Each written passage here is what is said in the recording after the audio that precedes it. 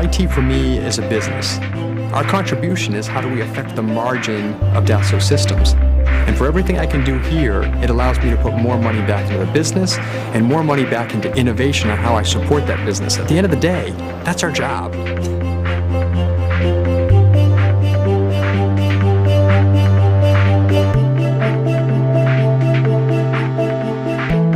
We are the 3D experience company.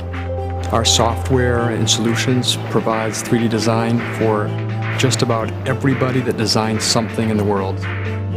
Quite frankly, we are the best in our space at creating an environment that allows them to dream.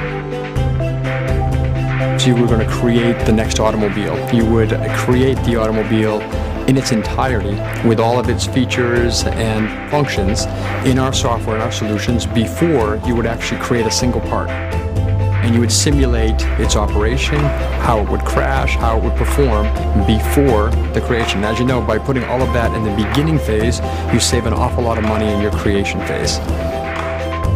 So you go from basic design creation to today where we have assemblies for our customers with millions of parts, and you do lifelike rendering. You can imagine that from an IT perspective, how do you manage that much data and infrastructure to support what is now a very complex cycle of creation? Think about that for one designer that's one of our customers, and then you multiply that by 5,000, 6,000 engineers. You start to get the sense of how complex this has become for me and the people on my team. The problem that we're facing, that I think many others are facing, is about how do you navigate growth without spending more. I mean, that's the challenge. Every one of us, I don't care what industry you're in, that's what we're facing today. When you invest in a company and a certain technology, it becomes the incumbent. And when it becomes the incumbent, you just continue to spend on the incumbent.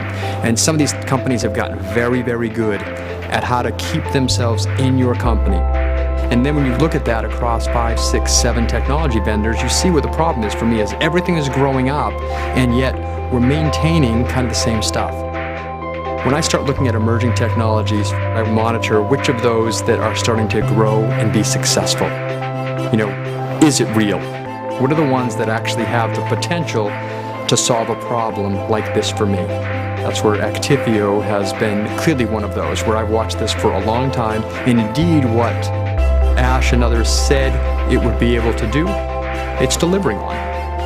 How could we use a solution like this to reduce our costs, both from a CapEx and an OpEx point of view, but also allow me to gradually decrease it over time by having a smarter, more efficient technology than the incumbents?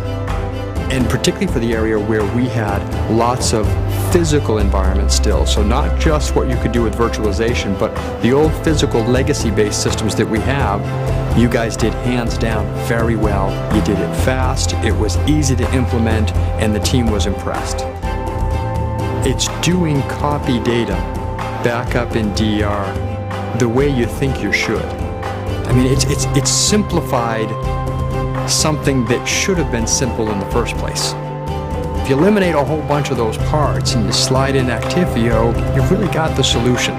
That's really what it does for us, is that it's got the potential to remove a whole lot of parts that I'm paying a lot for and put in one part that I'm paying less for, but it's going to do everything that all those other separate, disparate parts were once doing for us. I know it's not popular to change things. I also know that if we don't change things, the business of IT is going out of business.